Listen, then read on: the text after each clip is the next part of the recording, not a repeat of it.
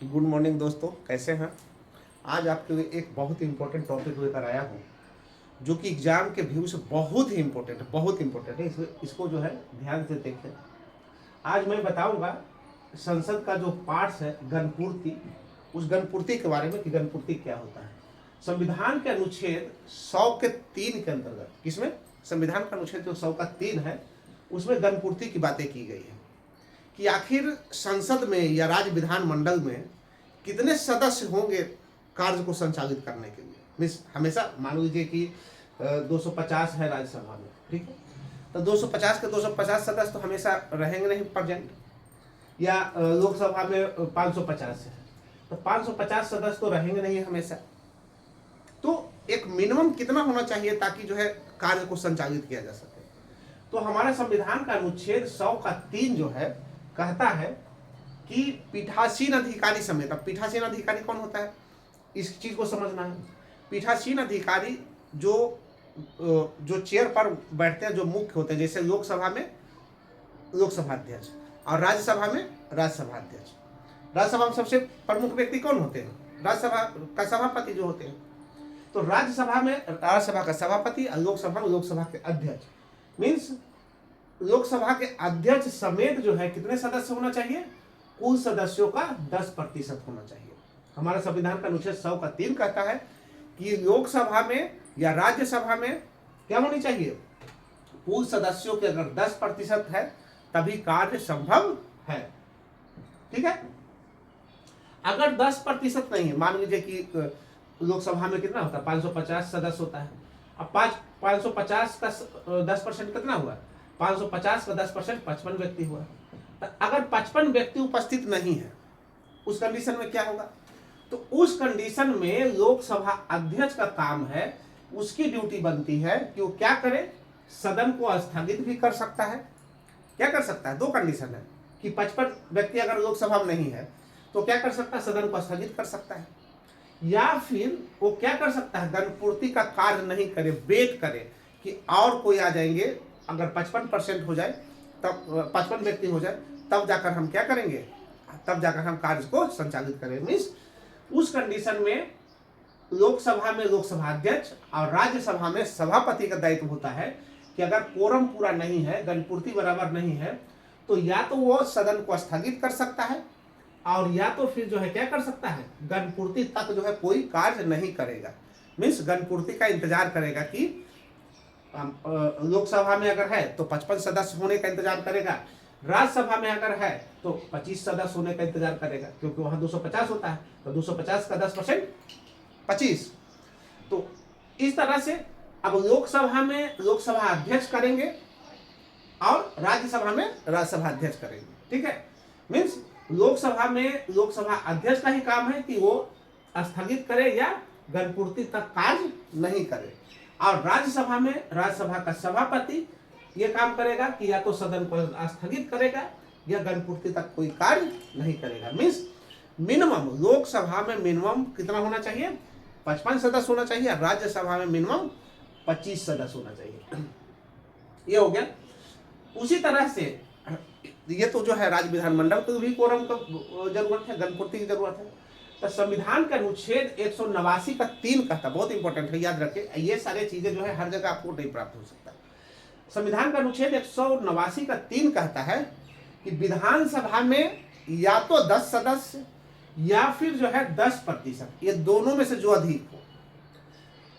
विधानसभा में या तो 10 सदस्य या तो 10%, ये दोनों में जो अधिक होगा वही कोरम होगा। तो अमूमन जो है 10%, लगभग जो राज्य विधानसभा है उसमें 10% ही है हर जगह, क्योंकि बहुत छोटा रहेगा। अब 10% का मतलब क्या, जहां 100 सदस्य है तो 100 का 10% कितना होगा, 100 का 10% जो है 10 व्यक्ति होगा, 10 सदस्य होगा। तो जहां 100 से कम होगा वही ना 10 से कम होगा। मीन्स अगर जहां 90 है विधानसभा में, जहां सदस्यों की संख्या कितना है, कुल 90 है, तो वहां 10% न होगा। तो अब ये 10 किसके लिए दिया है इसको भी समझना है। ये 10 सदस्य मिनिमम माने 10 सदस्य होना चाहिए, तो ये उसके लिए दिया है जहां 100 सदस्य से, जहां के विधानसभा में 100 सदस्य से संख्या कम हो, क्योंकि जैसे ही विधानसभा का कुल सदस्यों की संख्या 100 से कम जाएगा तो 10% जो है 10 व्यक्ति से कम जाएगा। तो वहां कहा था नहीं, जहां विधानसभा में सदस्यों की संख्या 100 से कम हो वहां कम से कम 10 व्यक्ति रहना चाहिए। और बाकी तो है ही है कि 10% होना चाहिए, माने ये दोनों में से जो ज्यादा हो। अब देखिए 100 अगर जो है जहां 90 है तो 90 का 10% कितना होगा? 90 का 10% 9 व्यक्ति होगा।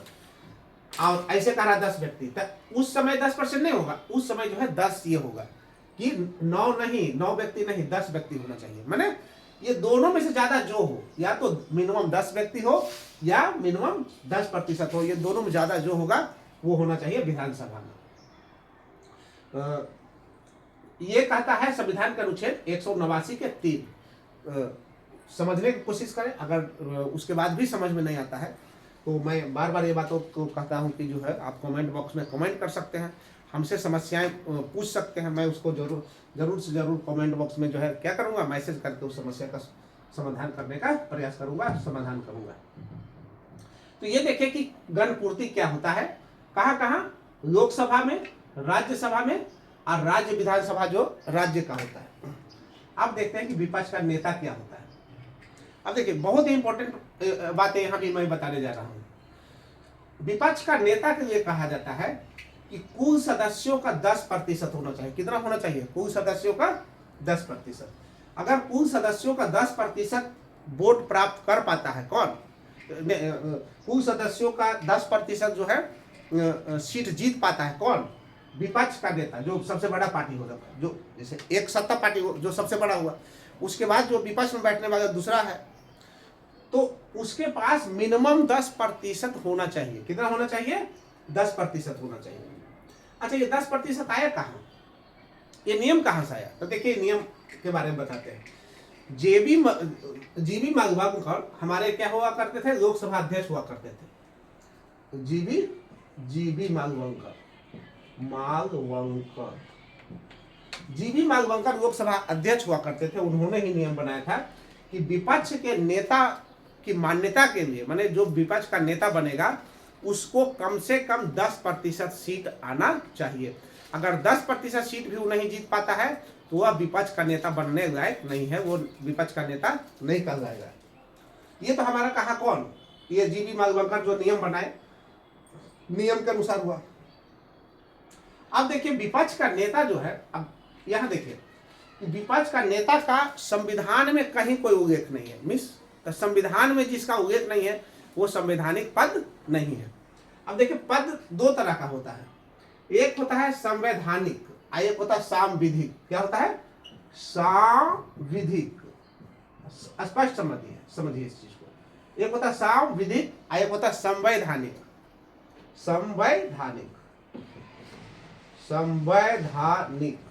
एक होता है संवैधानिक, एक होता है सांविधिक। अगर समझने में दिक्कत आ रहा हो तो इसको मैं स्पष्ट लिख दूं। एक होता है इस तरह से संवैधानिक,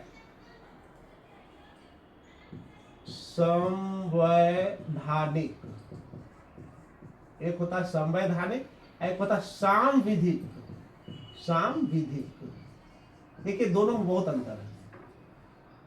ये है संवैधानिक और ये है सांविधिक। संवैधानिक जो लिखे फर्स्ट में, अगर संविधान में उसका उल्लेख है, संविधान में वर्णन है, तब वो पोस्ट हुआ संवैधानिक। ठीक है। और संसद या विधानसभा कानून बनाकर जिसका जो है ये किया, गठन किया या बनाया, संसद या विधानसभा जो है कानून के जरिए अगर बनाया, कानून बनाकर बनाया, मैंने संविधान में उसका वर्णन नहीं है, बट संसद या विधानसभा क्या किया, उसको कानून के तहत जो है बनाया। तो जब कानून के तहत बनाएगा तो वो संवैधानिक नहीं होगा, वो क्या हो जाएगा? सांविधिक। संसद या विधानसभा कानून के तहत अगर बनाया, कानून बनाकर बनाया, तो वो सांविधिक होगा। और अगर संविधान में जिसका वर्णन है, संविधान ही में उसकी चर्चा है, तो वो संवैधानिक पद होगा। संवैधानिक और सांविधिक। तो वही बता रहे थे कि विपक्ष का नेता का जो है ये कोई संवैधानिक पोस्ट नहीं है, ये सांविधिक पोस्ट है। मीन्स इसको क्या किया गया है? संसद जो है नियम बनाकर इसको बनाया है। तो ये समझ गए कि सांविधिक या संवैधानिक क्या होता है। 10% हिस्सा का बात बताएं, ये कहां से आया? ये जीबी मालवंकर जो है एक नियम बनाए थे, उसके तहत जो है विपक्ष को कितना आना चाहिए, कम से कम 10 सीट आना चाहिए। ये कब बना था? ये बना वेतन भत्ता अधिनियम 1977 के तहत। कब बना? इसको जो कानूनी मान्यता मिली वेतन भत्ता अधिनियम 1977 के तहत। 77 से ये जो है इसका जो है महत्ता इंपॉर्टेंट हो गया। और ये इसका जो है दर्जा जो है एज ए कैबिनेट, एक कैबिनेट मंत्री का जितना दर्जा होता है उतना होता है विपक्ष के नेता का दर्जा। विपक्ष का नेता का दर्जा कितना होता है? एक कैबिनेट मंत्री की तरह होता है। और वेतन भत्ता भी जो है, वेतन भत्ता या जितने सुविधाएं हैं वो सारे सारे भी एक कैबिनेट मंत्री के बराबर उसको प्राप्त होता है। तो देखें कि विपक्ष के नेता के रूप में क्या है, विपक्ष का नेता का मान्यता उसी को प्राप्त होगा जो कुल सीट का कितना लाएगा, चाहे वो राज्य विधानसभा में हो, लोकसभा में हो या राज्यसभा में हो, कहीं भी अगर 10% सीट वो जीतता है तभी उसको विपक्ष का नेता माना जाएगा, अन्यथा नेता नहीं माना जाएगा। जैसे बिहार में देखे होंगे कि तेजस्वी जो है 25 सीट जीतते तब जाकर उनको विपक्ष का नेता माना गया। अगर वैसे ही चूंकि 243 के आसपास सीट है तो 243 के आसपास 24, अगर 24 सीट से कम हो जाता तब विपक्ष के नेता वो नहीं रह पाते। तो इस तरह से देखें अभी जो है लोकसभा में विपक्ष का नेता कौन है? लोकसभा में विपक्ष का नेता राहुल गांधी है जिन्होंने जो है इतना ज्यादा सीट जीता है। और राज्यसभा में विपक्ष का नेता कौन है? मल्लिकार्जुन खड़गे। इस तरह से देखें कि कुल सीटों का 10% उसको कम से कम जीतना होगा और उसको जो है कैबिनेट मंत्री के बराबर दर्जा होगा, सारी सुविधाएं भी उसी के बराबर होगा।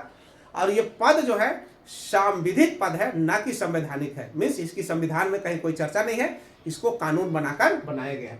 तो इस तरह से देखें कि गणपूर्ति जो संविधान का अनुच्छेद 100 के 3 में वर्णन किया गया है। उसके बाद बताए कि